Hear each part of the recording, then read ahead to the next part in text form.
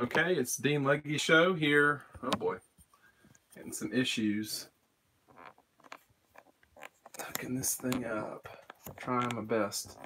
Got a slightly new setup here. Forgive me.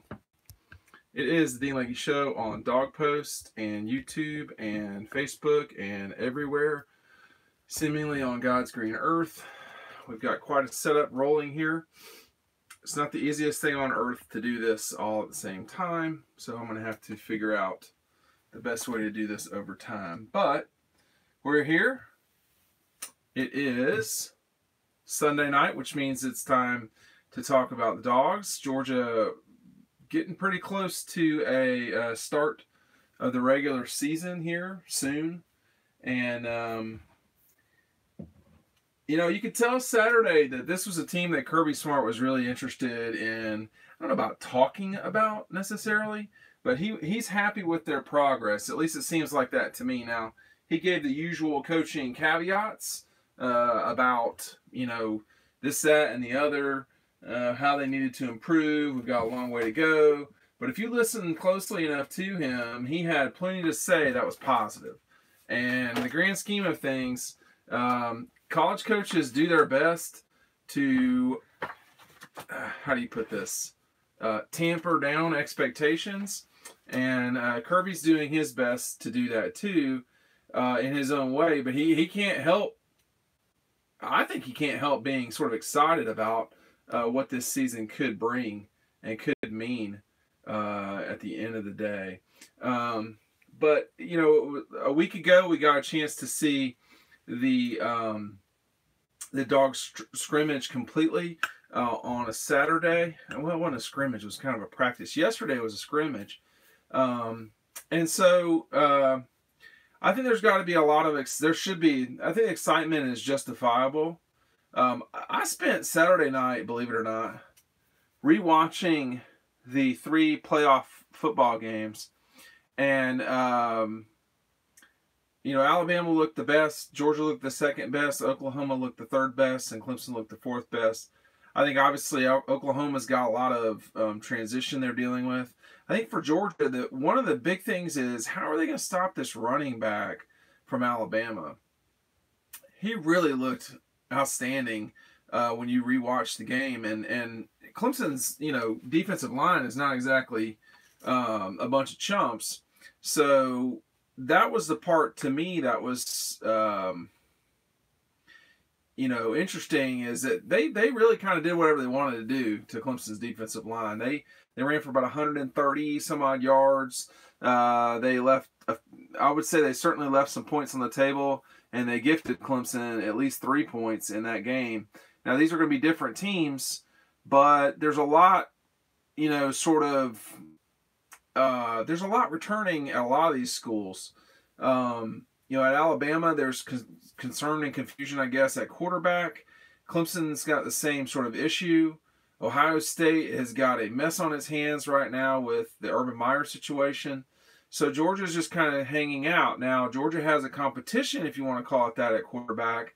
It's sort of being described that way, I guess you could say. But,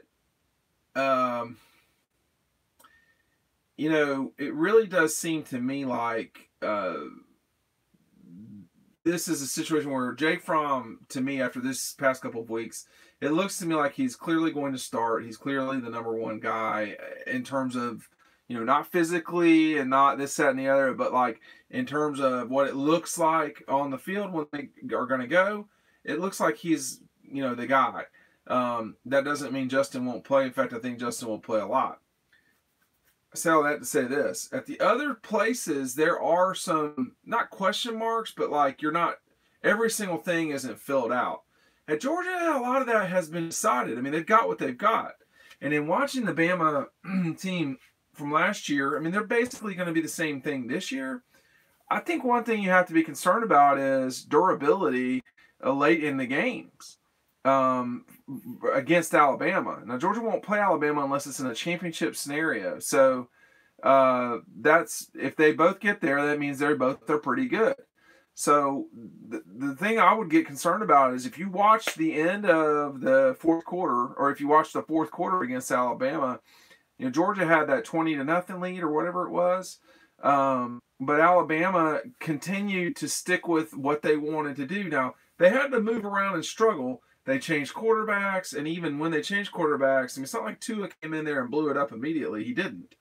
But over time, that's the question mark at Georgia, and it relates specifically to them playing Alabama.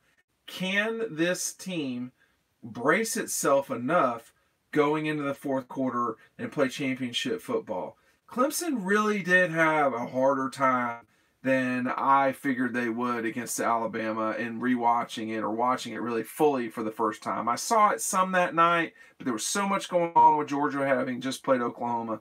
So these really are the teams I think that you have to concentrate on. Maybe Penn State, maybe Wisconsin, okay, maybe Washington or USC, possibly Oklahoma, someone from the Big 12. I mean, West Virginia would be a completely different style of play if they were to get into the Final Four. Georgia's also got to get to the Final Four. I mean, I think everybody's assuming that Alabama and Clemson will be there, and the path for Clemson is the easiest path of everybody. No judgments. That's just what it is. So they should get there. Everybody else, on the other hand, at least has someone challenging in their way. I mean, Alabama and Georgia have one another. The Big 12 is not overly loaded with great teams. The Big 10, obviously the Big 10 East is problematic, needless to say. So there are, and then in the Pac-12, it appears that Auburn is in the way of the Pac-12. I mean, if Auburn wins that game and then UW goes on and wins the conference, it's going to be kind of hard to really argue that Washington should be in that game, or should be in the Final Four. So that's a really huge game. Now, when you get there, though, Georgia and Alabama match up the best of everybody. They have the bodies, etc. But the question really is, can Georgia hold on enough? We know they can score enough against Alabama. We know that they can, hang in there basically on defense. It's not like Alabama scored 30 points on Georgia or anything like that. So it's one of these things where, do they have the depth that they need where they need it, which is on the lines, to stop Alabama if that's what it comes down to? Because it's either going to come down to beating Alabama in the championship game of the SEC or Auburn, and then turning around and doing it again, a couple of weeks later in whatever bowl that it is, if you're in the playoff. Now, if you're not in the playoff, you're playing in the Orange Bowl or the Sugar Bowl or some weird bowl, that's fine. That just means the season didn't go the way that you wanted it to. But when it comes to the moment of truth, you need to know that your team is developed enough to, physically, it's got the depth, etc. So that's one thing that Kirby was talking about on Sunday is this team, I don't need Julian Rochester to be dependable. I need him to make plays. Making plays means not getting knocked to the side a little bit, even when you're getting double teamed, or, well, not when you're getting double teamed, but when you're, if you're eating space, you really need to eat the space. You don't need to kind of get knocked off your position. So I think that is a question mark. But that question mark going into the season is relating to basically one program, which is Bama. Clemson, I think, obviously could beat Georgia for sure. I think they'd be an underdog by a little bit. I think Alabama and Georgia right now, the breadth of their programs in terms of depth, etc., they're a little bit higher than most. They're a little bit higher than everybody, actually, to me. And Ohio State, I think, is in that,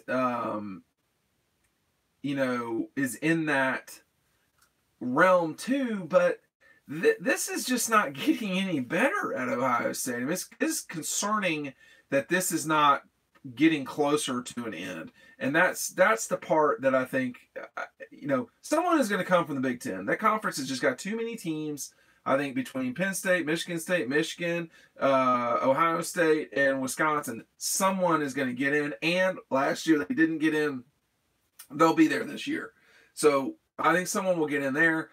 The question is, will there be two SEC teams in it? There certainly could be, and I think that that's something that you gotta pay attention to. That's the one thing watching those games again is how much are you getting knocked back, or how much knocking back are you doing? When you watch Clemson and Alabama play, I mean, Clemson really just had no real chance in that game. They got eaten up from the word go. 3 of their 6 points were sort of given to them or gifted to them. Alabama missed a couple of field goals that would have put the game even more out of reach. I mean, Alabama was the better team. Against Georgia, I don't know, you could say that Alabama was the better team. They were very even. Alabama rallied, and they made one play at the end that they sort of didn't make in the regular part of at the regular part of the game. So if you're looking for this one thing to get concerned about, it's the defensive line, I guess, and it's the defensive line specifically against Alabama. So that's the thing that you got to look for, because that running back, number 34 for Alabama, he killed Clemson, and he did perfectly fine against Georgia. I'd have to look up, how well he did, but just sometimes going backwards and looking at things, you can sort of rediscover. I'm on the field for all these games, so sometimes it's really tough for me to see particular things. Running backs, you see running backs. Pass game and corners and stuff, that's a lot more difficult for me. And then going back and watching that game, the running back really played well. He was much more effective than Bo Scarborough was, who was the one kid that left. And Alabama returns all of their running backs. So this really, I know the national media is fixated on Alabama, Clemson, number 4 or whatever it was, and that's great and good for them, and that's an easy narrative, But we've seen that game, and that was really not competitive last year. What's going to make it better for Clemson this season? I couldn't say, but they play a different style of football, so that can, they don't always just run right at you, and that, that matters too. So Damian Harris was not as effective against Georgia as he was against Clemson. He was very effective against Clemson. I mean, they had a hard time against him.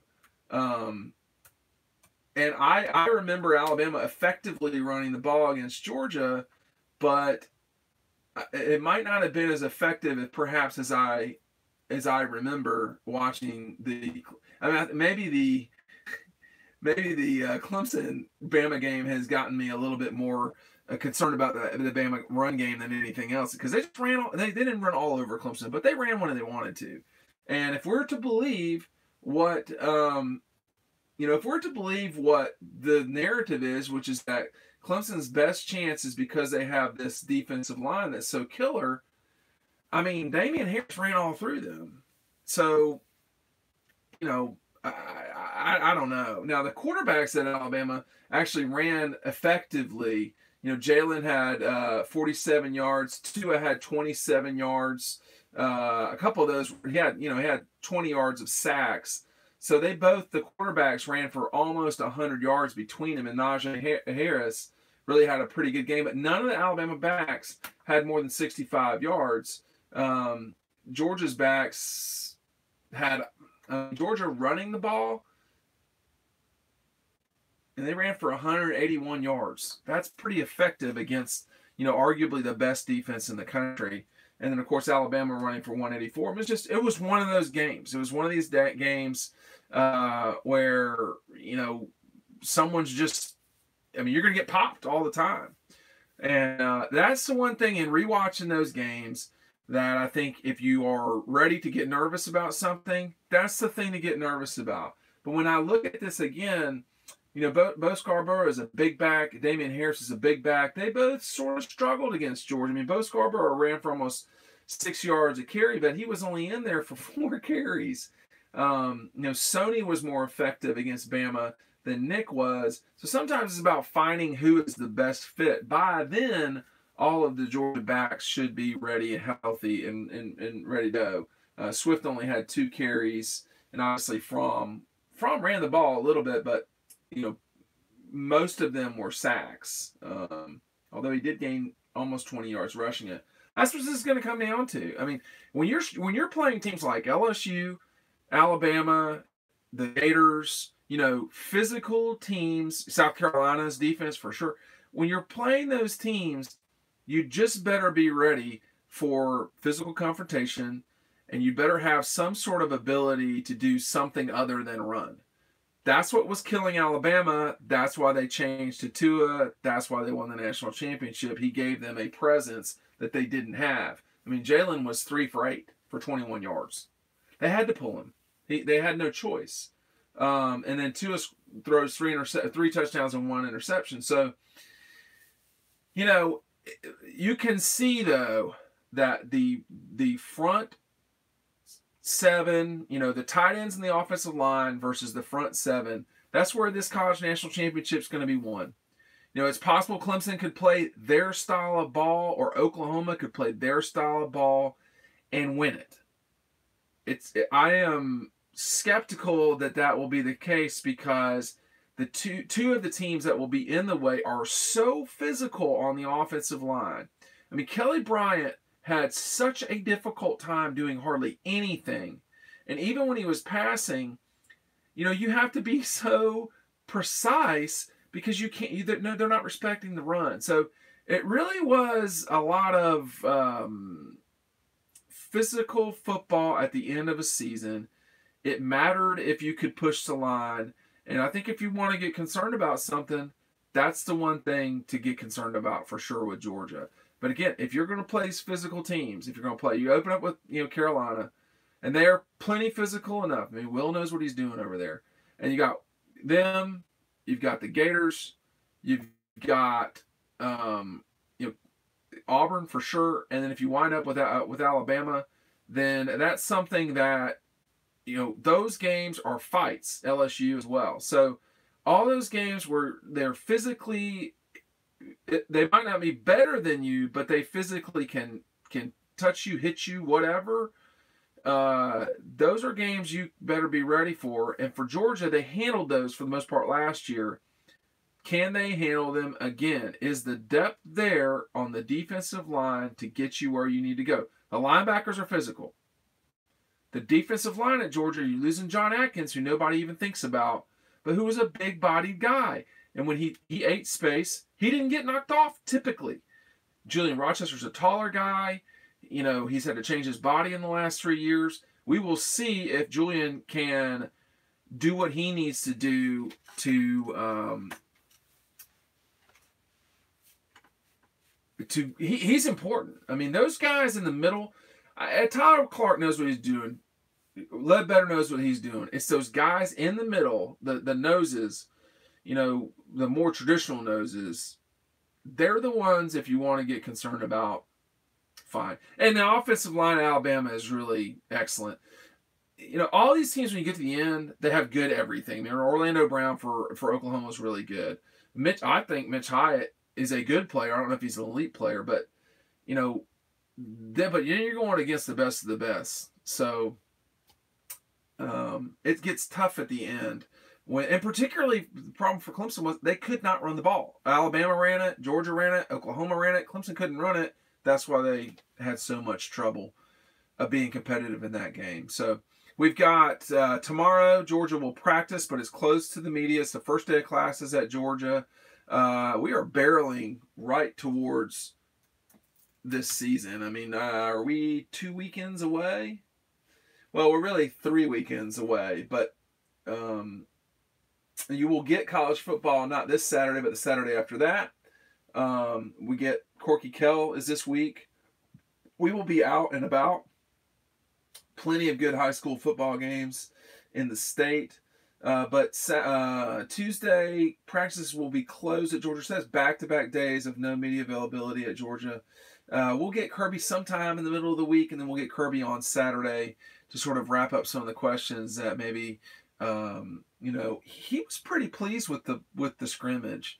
He's really evolved his talking point from saying, why not us, which is what you'd say if you were at like Georgia Tech, to, we're not an underdog.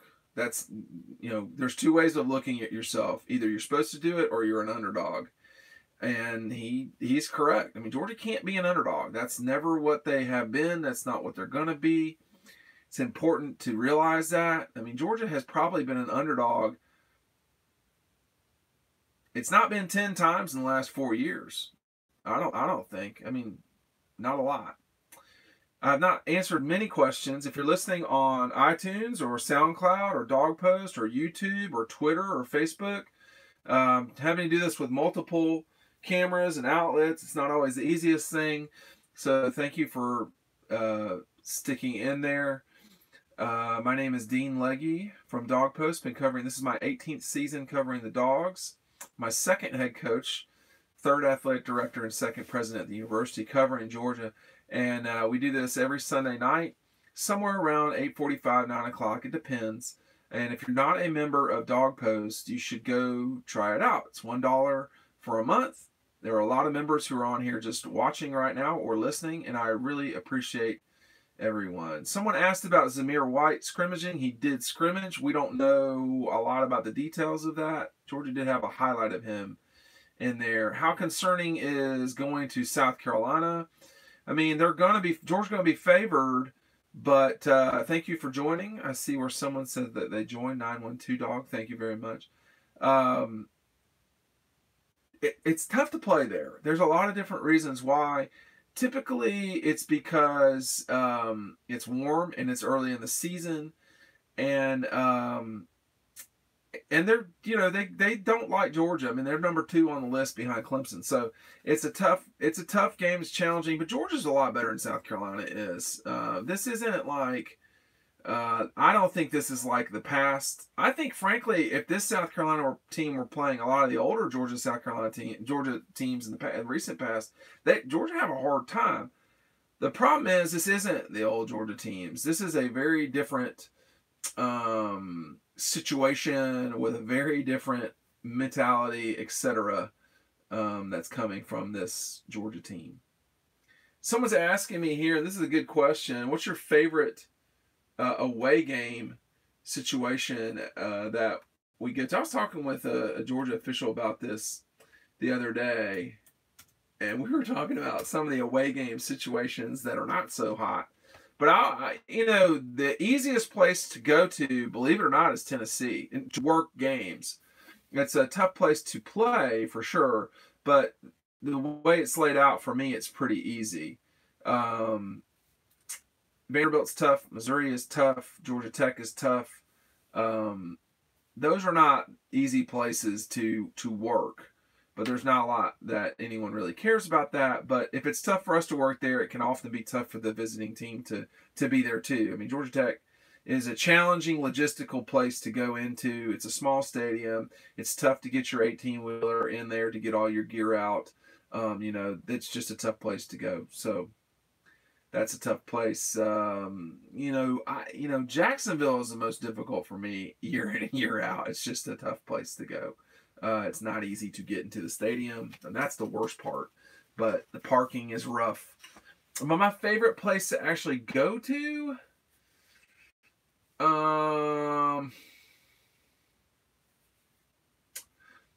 Fayetteville, Arkansas is a lot nicer than people realize. I like it, Baton Rouge, or I like the New Orleans trip. Columbia, Missouri is okay. There's some places that are easier than others. South Carolina, I've gotten used to it. It's a tough place to work. They've made it a lot nicer through the last 20 years. I'll say that. It used to be very difficult to work there. Replacing the outside linebackers at Georgia, I don't think that that's going to be a major problem. And the reason why I think that is because they've got they've got 2 premier bodies in Walter Grant and Brenton Cox. Brenton Cox could be a star. And then you got DeAndre Walker, who has grown up dramatically. So those 3 guys, in addition to the other players at outside linebacker, they provide. I mean, DeAndre Walker has been very difficult to stop on third downs. His ability to sack and rush the quarterback is pretty epic in terms of snaps per sack or sacks per snap. The other guys are going to be beefier guys. Let's see if Ledbetter kind of works his way over there or not. Adam Anderson looks a lot bigger than he did in high school. I think Adam Anderson's got needs some time to develop. He looks a lot smaller than everybody else out there. So he wasn't a huge guy when he got there, but he was he doesn't look as sort of, can he set the edge is the question. And eventually the answer will be yes. This year, I don't know. He may be a third down guy. I mean, Walter Grant last year was a very good third down pass rusher, but you would have to take Lorenzo off the field or Davin off the field. If you're putting guys in, you're taking other guys out. So it's a zero-sum game on that front. Other questions? What does it say if Georgia doesn't win the title in the next 5 years? Well, really, if you're betting on it, you would say they won't win it in the next 5 years. So I'm not sure programs move on and can have very successful seasons without winning the national championship. But it does go to show how much the expectations have really realistically risen at Georgia. I mean, people are getting very excited about. Oh boy, people are getting very excited about the future of Georgia for sure. Here's a question about Lamont Gilliard. Is he the best center in the country? I don't know if he's the best center in the country. I don't know if I'm a sort of expert on centers in college football. He was very functional for Georgia. He's a big old guy. His transition to the offensive line has been probably the most successful that I can remember of a guy who was a back and forth. Is he a defensive lineman or an offensive lineman kind of guy? So Lamont has really played well, and he's been a good addition to Georgia. Here's somebody about Jamari Sailor. How does he look? Well, he's been running with the threes so far, unless something has changed that I missed on Saturday, which is totally possible. But he's a big old guy. I'm not sure he will. I don't know if he will crack the starting lineup early in the season. There's the starting lineup on the offensive line of the ball at Georgia is pretty competitive. They're returning 4 starters, if I'm not mistaken. So you're returning Andrew, Ben, Lamont, Kendall Baker. If you're going to knock out Kendall Baker, okay, but that means you're going to have to really take him out. And obviously Kendall Baker, even though he's a lot smaller than everybody else, is doing something that they like a lot. He played against Notre Dame a lot last year. This isn't just something. So he's a smart guy. We know that. But you're not just easily moving guys out of the way on this offensive line. The defense isn't moving them easily, and the competitors on the team are not easily moving them. So that's going to be tough to get in there on the offensive line. Here's a question about who I anticipate starting opposite DeAndre Baker, at DB. On the other side, there's a lot of options. You could go with Tyreek McGee as a utility guy at the beginning of the season. You could go, one of the younger guys, certainly. Speed is up there. Same thing with Tyson Campbell. There are guys who haven't played, and we'll just see. I'm not going to sit here. The one position I think I have the hardest time sort of looking at is defensive back. I have a hard time with that for me personally. That's I never played defensive back. You've got William Poole. There's a lot of options back there. There's a lot of options. And when Joseph got hurt with the ACL in the spring, that was one guy fewer that they had. So, but they have a lot of people. I think that Tyreek McGee is going to play maybe a little bit more than other people expect. Maybe not as a starter. You also have Mark Webb, who's, the DBs, you've got J.R. Reed coming back.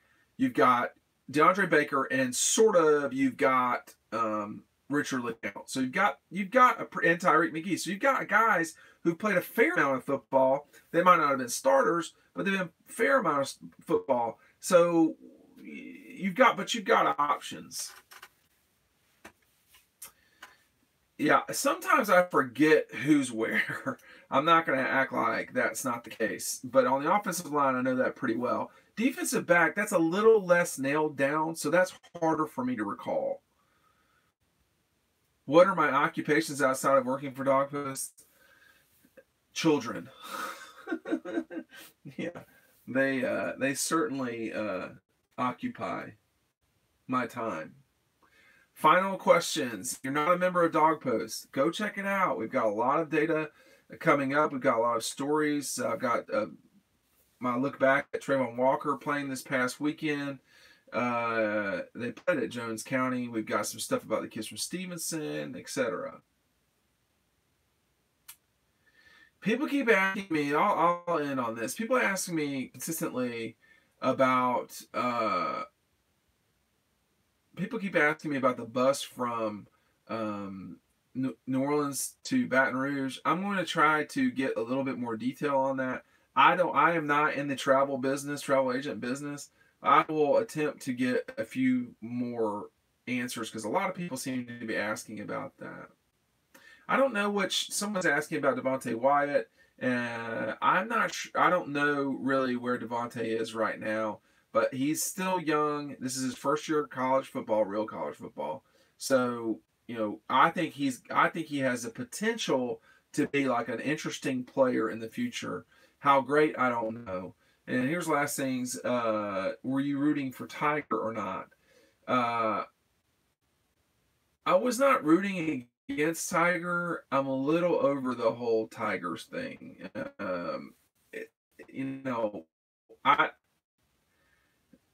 I think it's great, whatever you want to call it, but